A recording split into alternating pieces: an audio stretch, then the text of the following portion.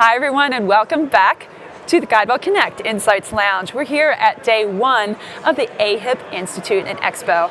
Everyone, my name is Kate Warnock, and I'm so happy to bring with us our next guest, Miss Karen Horgan. Karen, welcome to the interview. Thank you for having me. It's wonderful to be here.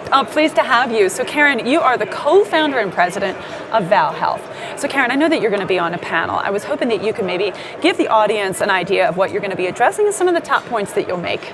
So tomorrow I'm speaking in conjunction with Angie Kulisek, who is one of our clients at Blue Shield of California, and we're going to be talking about behavioral economics and how you can drive behavior change through wellness programs, and not just rewarding people for what they're currently doing, but truly driving people to be engaged in walking programs, tobacco cessation, weight loss programs, all those critical elements to driving healthy behavior. So tell us maybe a little bit more about the concept of health economics. What does that mean? That's a great question. So behavioral economics is behavioral economics. I'm so sorry, yeah. It's the science of understanding behavior change. So we used to think that if you give people information, that alone is going to drive change, but we know that's not true.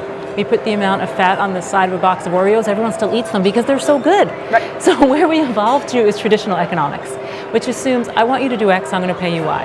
I want you to complete a health risk assessment, I'll pay you $50. But what we found, and you've seen this all around, is that we're not junior economists. We're not doing decision trees in our head to say this is worth $50 and that's going to drive change. So this is where behavioral economics comes in. It's the science of understanding that people behave in irrational ways. We have a bias towards the present. That's why we eat the chocolate cake. We have an aversion to loss and regret, and we overweight small probabilities. And this science is really started by my co-founders who are academics at the Wharton School.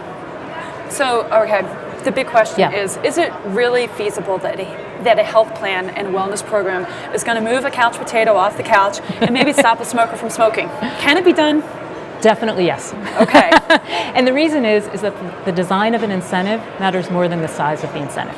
So when we think about design, people usually think, I'm just going to pay you X. But when really what design is it's understanding the environment. It's understanding the defaults and the ordering and the framing and the words you use and the way that you give out the financial incentives. And when you package that all together, we've seen behavior change. We've tripled tobacco cessation, we've quadrupled weight loss, and I could go on and on. But when you bring in the innate behaviors that we all have and package that into programs, we drive behavior change. Well, thank goodness that you're in the role that you are in, because obviously we have a long ways to go, don't we, as far as improving population health? We do, and most people want to change. It's just really hard. Yes. And people, they like the nudges that we give them. We get contacts, emails all the time that say, thank you, I needed that little nudge, I needed that help losing weight or stopping smoking or getting off and walking. All right, well Karen, let's go into our next question. Yeah. You, in doing some research about your panel and your background, you teased attendees with the top 10 list of actions they can take to apply behavioral economics to their organizational challenges. What's most surprising on that list? The most surprising will be that it's not financial elements. That really what can drive change is what I talked about before around changing the defaults and framing, and that ultimately can be applied to increasing HRA participation. It can be applied to getting people to participate in preventative screenings, or even something more on the consumerism side around telemedicine or transparency tools or engaging in disease management. And so when you move beyond just financial elements, that's what drives behavior change. And look at the opportunities that you're providing across the enterprise too. It's not just the one thing by applying this kind of science. It sounds amazing. So, okay, let's talk another thing that I know that you will be addressing, context. Yes. Right, so context is critical when designing wellness programs and other consumer benefits. Tell us about maybe the value compared to cost of a treatment, and I know that you had talked about that. So when we think about value cost, we have to factor in the context and the environment that someone is looking at. And so we're all very much influenced by what we've most recently seen.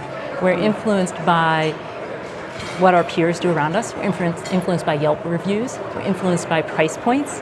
And so when you factor in the value context, we want to focus more on not spending money, but instead changing the environment to drive change. So a great example is in many cities now, you have to put caloric information on menus, and evidence shows that does not change behavior. Yet our scientific advisory board went into a Subway sandwich shop and changed the order in which items were listed, and we effectively lowered caloric consumption by 25% simply by putting low-calorie items first before high-calorie items. We as a species, we're lazy. We go through 1, 2, and 3, and we pick that, and that's what we do. And so when you think of value context, we want to encourage people not to go straight to financial incentives, but instead think about how to change the environment and the framing, before you get to financial incentives. So obviously what you're saying too, it's not always just, it's not necessarily a high-tech leap that you're making here. That's it's right. looking at what you're already providing and maybe just changing that order. You know, who goes to page 2 of a Google search results? That's exactly it. That is a great way to summarize it. Yes. Right. All right, another question for Okay. you then. What might the health industry learn from other industries that have mastered behavioral economics? So it's probably going on a limb to say anyone has mastered it, but Okay. behavioral economics has been used in many other industries. It's relatively new to healthcare.